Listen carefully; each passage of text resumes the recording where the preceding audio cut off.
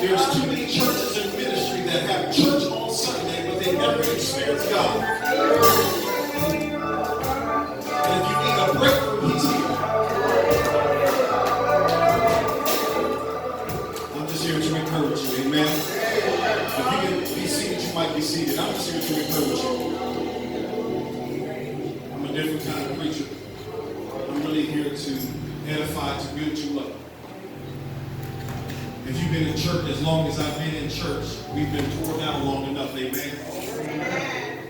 And when you understand fellowship is about edifying and building up, you will come to church with a different mindset. So we're here to uplift and build one another up, amen. If we can, let's turn to John 14 chapter. I'm only going to read one verse.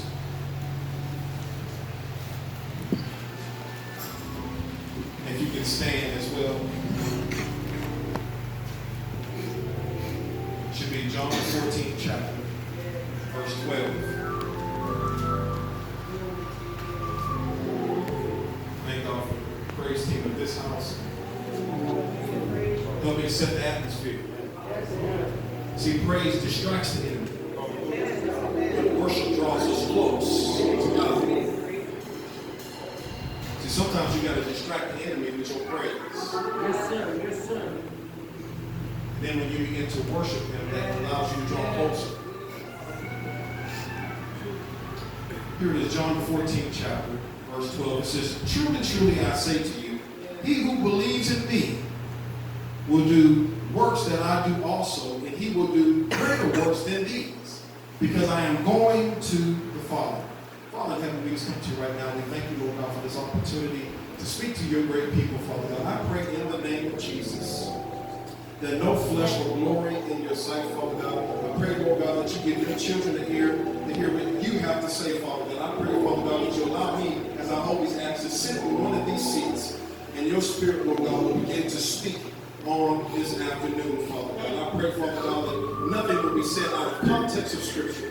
Nothing will be said, Lord God, to discourage your children, Lord God, but to uplift them and to build them up, Father God. Anything you ask in Jesus' name, and the people of God said, amen. You might be seated. The title of, if I was to put it focus, is God is calling us to greater. God is calling us to greater. And as I was sitting, the Lord didn't have me write a bunch of notes. He said, I just want to speak without you looking at paper all right. All right. Okay, you'll get that one. You'll get that one. But he says he's calling us to greater. We are in a day and time that you cannot be relaxed. The church has taken a seat and begin to relax. And when you do that, you open the door for the enemy to get busy. Yes, sir. But you have to understand something about the enemy. He's always on his post. But why is it the believer wants to take sabbaticals and breaks? We don't ever want to be on our post. The Bible tells us in the book of Ezekiel, it calls us watchmen. And we struggle to be watchmen.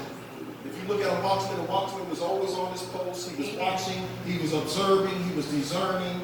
And so God is calling us to remain on our post. Yes, you cannot leave your post. I was ministering this morning about the book of Jude a little bit, how they crept in unaware.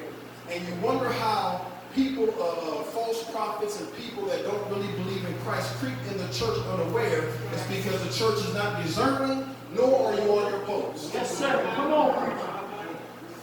The world has learned how to be us.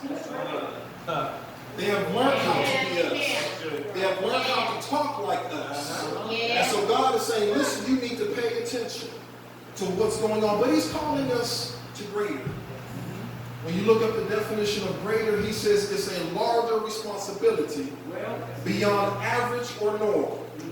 And I just want to let you know, I hope this don't discourage you, but if you really have the Holy Ghost on the inside, he will not allow you to be mediocre. That's right. Come on here.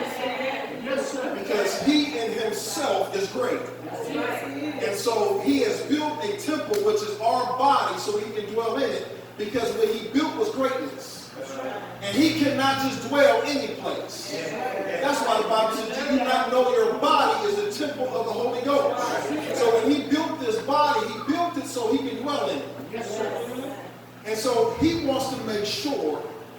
place that he's dwelling in, that the greatness that was yet spoken over your life, the greatness that he put within you is going forth.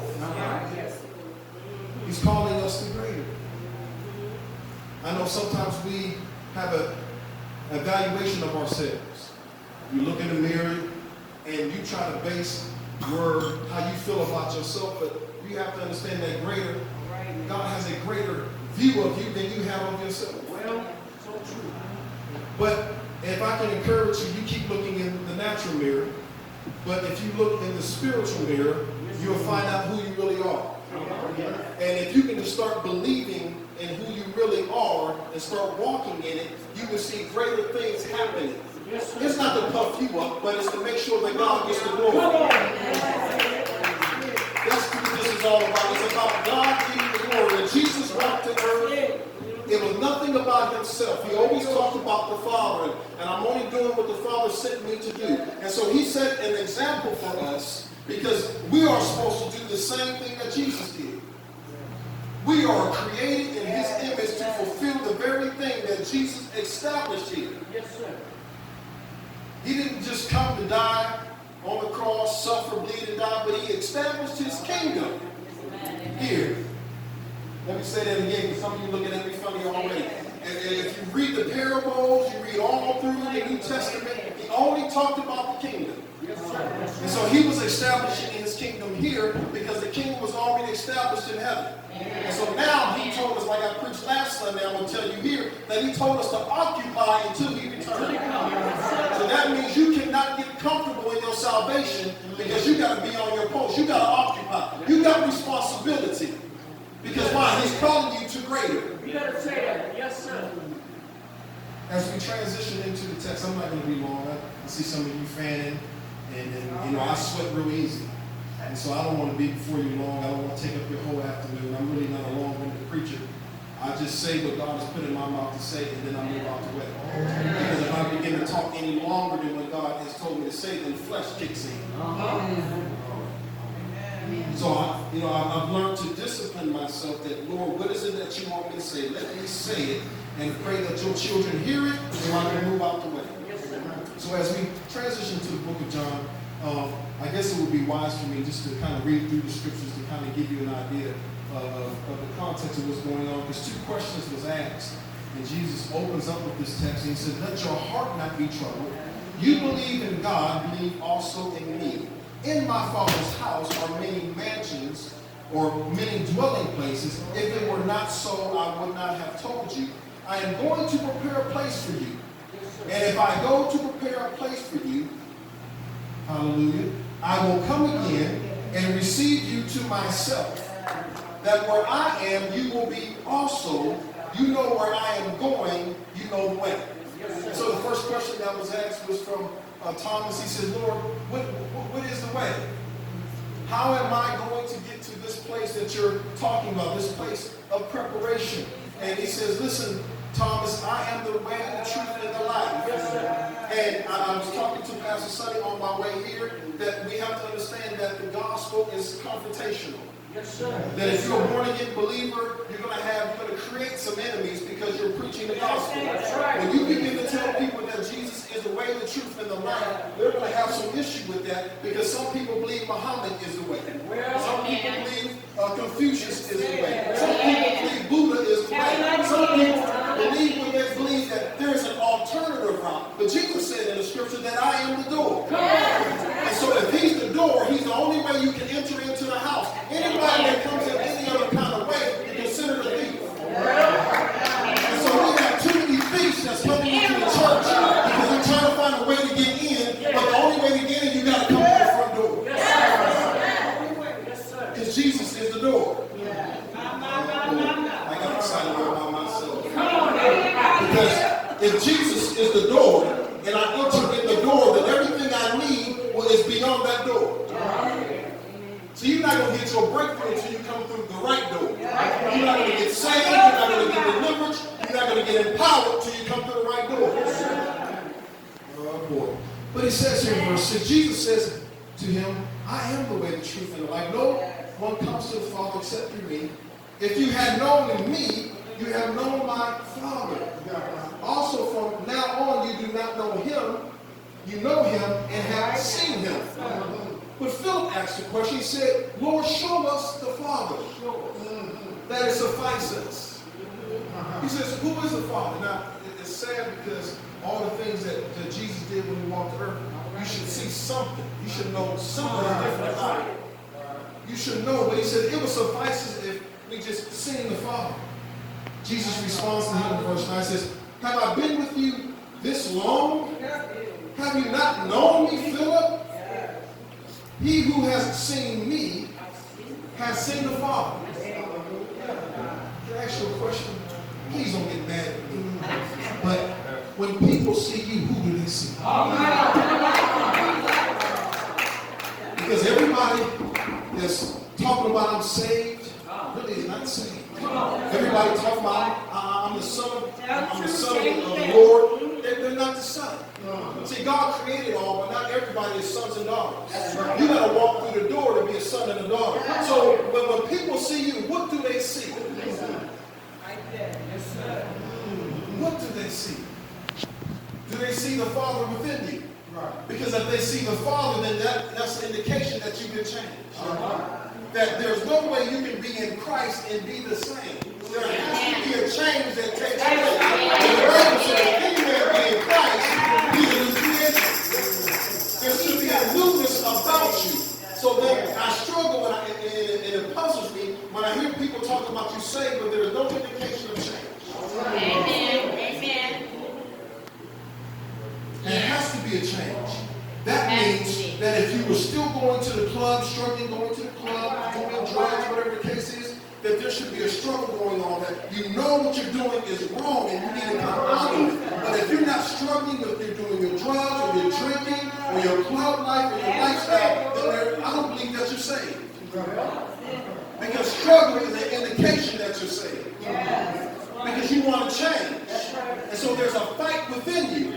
Because the Bible says that the flesh is weak, but the spirit is willing. So there's a fight that is within you. The Bible even says that the flesh is in enmity against the things of God. That the flesh do not want to obey God or the things of God. So there's a war going on. But that doesn't mean that you got to give in to the flesh. Because the Bible says the spirit is willing. All you got to do is be willing to obey. Willing to listen. So when people see you, what do they see? What do they see? It encouraged me because my mother ain't saved. My birth mom. And even out of her own mouth, she says, I see something different. Come on. And she's not saved, she ain't got the Spirit of God. She says, son, I've seen your growth. I see something change. I see a difference. Now, she may not see a major change, but the reality of it, she sees something different about me. The purpose, and we're going to get into it. I may go ahead of myself, but y'all just pray for me. Just pray for me. We are to duplicate what Christ started. We are to be Christ or God in the earth. That's why he's within us. So that's why you can't talk any old kind of way. That's why you can't walk any old kind of way. Do you understand? Wherever you go, he goes with you. So you need to change who you connected with. You need to change some of the places that you go. He says in verse 10, do you not believe that I am the Father? And the Father is in me? The words that I say to you, I do not speak on my own authority. But the Father who lives in me does the work. Now there's a scripture that says, he that began a good work. Now, don't downplay the word good, because the Holy Ghost only do great things. So he's actually doing a great work on the inside of us. And what he is trying to do, the work he's trying to do, he's trying to transform us, that we become more like God, that we are illuminating Christ. So now, when they see you, they don't no longer see you, they see Christ. He says, believe me that I am in the Father, and the Father is in me, or else believe me on account of the works themselves. Sometimes we do so much talking, we bring more discredit than credit. Sometimes your assignment is not to always run your mouth.